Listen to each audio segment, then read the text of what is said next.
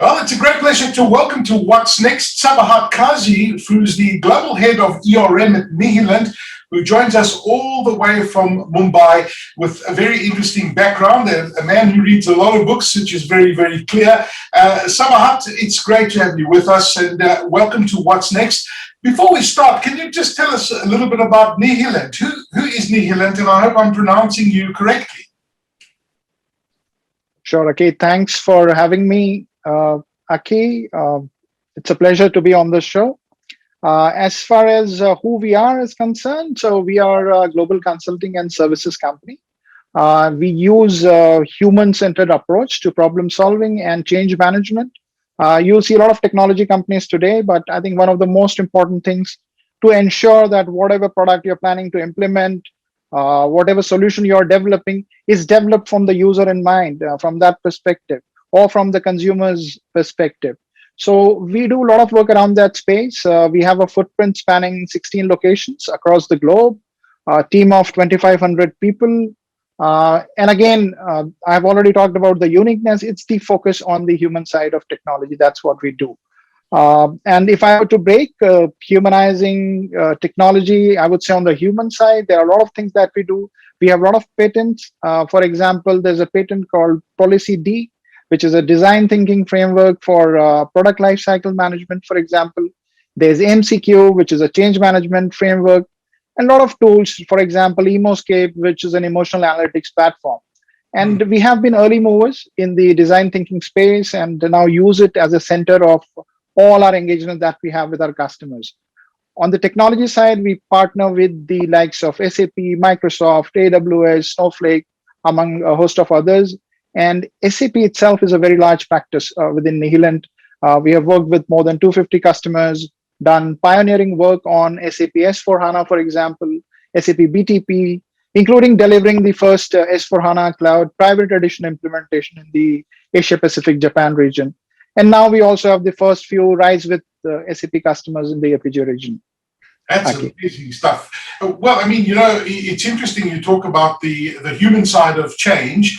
Every organization that I've spoken to, any kind of change, it's not about the technology, it is the human side that is the biggest hurdle to any kind of change in any organization. And especially when you look at the backdrop of this massive digitization that's taking place globally, working from home and how companies have had to adapt a lot of their systems, it's actually the human side, to changing the human mindset that is one of the biggest challenges. So congratulations on your S4HANA on RISE. It's a first for SAP in the Asia Pacific and Japan region. What is RISE with SAP, and how is the market looking at RISE with SAP, for example? Yeah, thank you, Aki. I think this is a major achievement. Obviously, you do something which is the first in the market. There are challenges that you face. While we were able to implement this, there were a few minor hiccups.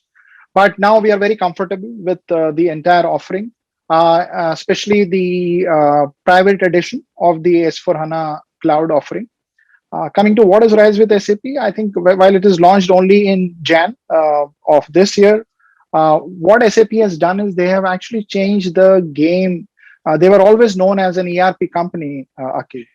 But there are a whole lot of solutions which SAP has been building over a period of time, and these solutions were being adopted by the large enterprise customers. But what you did not find was that these solutions coming together as a bouquet being offered to customers, especially in the mid-market customers. But with RISE with SAP, SAP has brought together a product. It's not just the S4HANA which is going to be sold to the customers. It's also going to be the other offerings. The entire concept of having one contract to look after, not having to look after a contract for your infrastructure or for your licenses or for some other products, all of them being brought together under one head.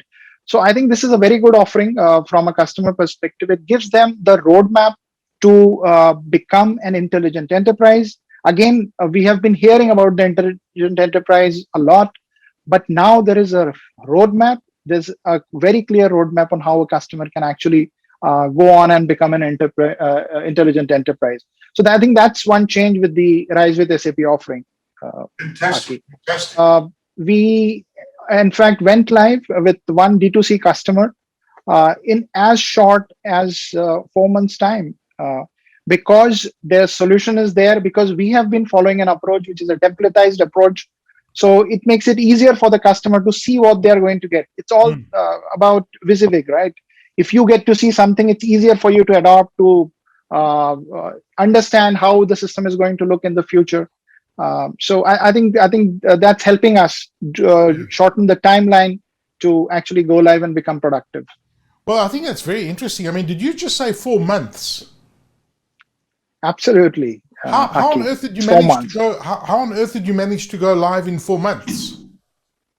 Yeah, I think that there is a background to it, Aki. We have all been used to thinking of SAP implementations as being long, facing a lot of problems, not being easy to implement. But I think the times have also changed, Aki. The customers are no longer looking at building solutions from scratch. They are looking at adopting as much as possible. They are looking at templatized solutions. They are looking at accelerators where they get some ready processes, ready functionality, and maybe they may want to tinker with it, maybe build something on top of it. But they have a willingness to adopt, which earlier would not be there, and they would be more interested in building everything. So I think that's one change, and we have been pretty early adopters because if you look at our experience, we have worked with more than 50, 60 customers just from the consumer goods industry, for example, across FMCG, across consumer durables, across D2C now. So this has given us a lot of expertise, a lot of insights into what these customers actually want. And you work in one CPG industry and you go to another CPG industry company, you'll find a lot of processes, a lot of requirements are quite similar. They're not very different. Right. So you can use that knowledge, you can build, templatize it, keep it ready. Don't wait for going to a customer site on a project, deploying the solution, and then asking the customer, what do you do? I mean, what are your processes? So this templatized approach, I think, helps. So we have built these solutions. We have got them qualified. In fact, within South Africa itself, we have out of, I think, 18 solutions which have been qualified by SAP. 5 of the solutions are from Nihilent. So we have brought the success stories that we have done, for example, in the APJ region, brought it now to the South African region. So I think that's one of the reasons why we are able to quickly implement and make a productive customer. I think that's brilliant. It's a formula. It's like a recipe, like you're baking a cake. I mean, you know, this is how it's done, and you've obviously got that template. And I think it's fantastic. 4 months is really unheard of in the industry at the moment. But how are you bringing your packages and the success formula to South Africa? You touched on South Africa. You touched on some of the examples on those templates working in South Africa. How are you bringing this to South Africa? Yeah. So Nihilent itself is not new to South Africa. We have a big team presence within South Africa. Yeah, in fact, we started off in 2000 with an investment from a large South African bank. So the DNA itself has South Africa in it as a company. So obviously we were looking at why not replicate the success that we have with these packages in South Africa as well. And industries, if you look at CPG industry, IMNC industry, I mean, the requirements are fairly common across regions. We have also taken this solution, for example, to Australia, and we find the requirements are primarily the same. It's only the statutory requirements or maybe something to do with the compliances that might be different, but broadly the requirements are similar. So we decided, why not add that South African flavor to our solution, to the template, get it qualified by SAP, and SAP was very happy seeing the solution because whatever they have been hearing from their customers in their conversation with prospects, our solution could fit those requirements pretty well. So we got the solutions qualified, and now we have launched it within South Africa. We are already seeing some traction. There are conversations going on with prospects. So we are ready to actually take this to the market. I mean, South Africa has got many SAP ECC customers. There's no doubt about it. You know, how can these customers become intelligent enterprises going forward? Yeah, Aki, I think there are 2 approaches for ECC customers. But before we get onto the approach, I would like to address something else, which is the customers must realize that it is not the maintenance for ECC which is going to end. It's not a technicality on the basis of which you are going to move to maybe S/4HANA, for example. Yes. What they have to look at is how has technology changed over this period. There are customers who are still using. We have a customer in South Africa who's using a version which was implemented in 1998. I mean, you can imagine how old that would be. Yeah. Look at our personal lives, the way we shop, the way we order food, the way we get entertained. Everything has changed in our personal lives. Yet there are enterprises which are still using a system which was built in, or the version is as old as 1998. If not the version, the kind of configuration that you have done is still pretty old. And there are so many emerging technologies. I can't even call them emerging because I see live cases on a day-to-day basis. Example, RPA. I mean, people used to experiment with it at one point of time. Now it's become pretty mainstream. So with so much of changes that have happened in technology, how can you still live with a system or use it? Your users will not like it. Your customers may not like it. The kind of information that you may be getting out of it might be too old. I mean, one day old information is also old in today's world, right? We are living in a real-time, live kind of an environment. So I think that's a very important thing to understand for customers. They may want to find or work out a business case. We do help a lot of customers who are on ECC to build a business case for them to see where they are going to end up in becoming an intelligent enterprise, for example. But from an approach perspective, there are two ways to do it. One is the brownfield approach, which is you carry forward whatever you have. It's kind of a technical upgrade. You move to the next version. There are some benefits. You get the new user interface, for example. You get speed because it's based on HANA, for example. So there are some benefits, but typically many of these customers, you'll find the business model has changed. The org structure because of mergers, acquisitions would have changed. Yes. So why not then re-implement on S/4HANA instead of this called the greenfield approach? And we have been suggesting wherever in certain industries specifically, CPG is one example where I have been suggesting that the customer should look at going for a greenfield implementation because too many changes, even the way you define your materials or your articles, everything has changed. And why continue with the older system? So yeah, these are the two approaches. But the first step to becoming an intelligent enterprise, I think, is to adopt the digital core, which is S/4HANA. And then if you look at Rise with SAP, there is a roadmap for customer they can take to become an intelligent enterprise. Now, there's a lot of talk about SAP BTP as the innovation platform. Can you share how Nihilent is looking at innovating for customers on BTP, for example? Yeah, a very important development. Okay, in fact, if you have looked at SAP customers, they have been innovating. It's not that they have been very averse to it, but innovation was equal to customizing the system, or it was equivalent to maybe adopting a third-party system, loosely connecting it with SAP. But SAP also realized this, and one thing is the HANA, which came about, which was creating that speed. You need not have batch operations, so that was one side. And the other side of innovation was they were separating the digital core from the innovation piece. One of the challenges for SAP customers is if they have done too much of customization in their core system, they can't upgrade easily to the next version, right? There are challenges. You don't know what's going to be the impact. If I make a new change, I know of customers who have a backlog of change requests almost a year old. So you can imagine it takes a year before somebody can implement a new or even an innovative solution. So very difficult in today's time where things change on a monthly basis, something new comes up. So this separation of digital core from the innovation piece, which is the SAP BTP platform, that's actually the purpose. It's an innovation platform which SAP has come out with. So I think that has changed the game completely. And we, being an early adopter to SAP BTP, we, by the way, won one of the first hackathons which was organized for partners on BTP. So we also saw a lot of value that, yes, our customers are facing this issue. This is the pain, and this solution is going to take that pain away. So we started making a lot of IPs, a lot of solutions, a lot of accelerators on the business technology platform.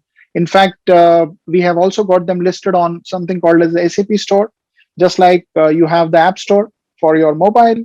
Same way, SAP has set up an SAP Store where a lot of partners, SAP themselves, have listed solutions. So it's a discovery platform. Any customer having a pain can just look up and see whether some ready solution is available or not.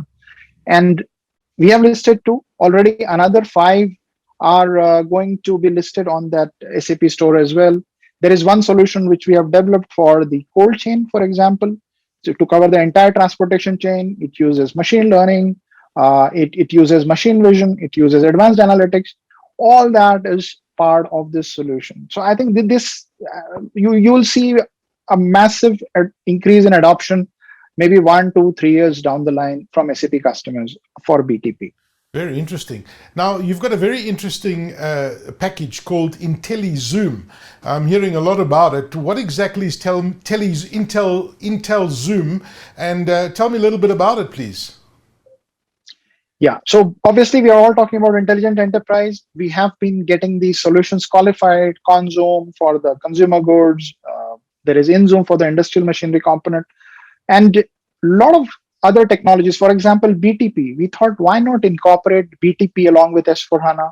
Why not incorporate the SAP Analytics Cloud in this package? And that's when we came up with the Intellizoom package.